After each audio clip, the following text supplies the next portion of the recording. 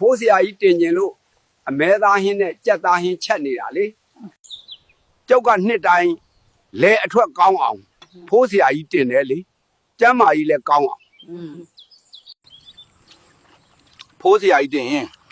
ကျောက်တို့ကအရန်ပြောတာတောက်လဲတောက်ရတယ်စားလဲစားရတယ်ငါတို့ဒီနှစ်လဲအထွက်ကောင်းရင်မြို့ပေါ်မှာသွားနေကြမယ်မနေပါဘူးကျောက်ကဒီမှာနေရတာပဲသဘောကျတယ်ငါးလေးတွေကချစ်စရာလေးတွေနော်ကြည်နူးစရာကောင်းလိုက်တာငါးတွေကိုကျောက်တို့မွေးထားတာမဟုတ်ဘူး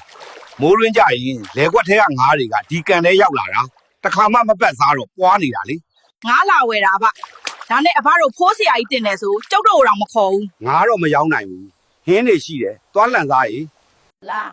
လာစားကြပါအောင်အဖိုးတို့လည်းဒီနှစ်လဲအထွက်တိုးပါစေ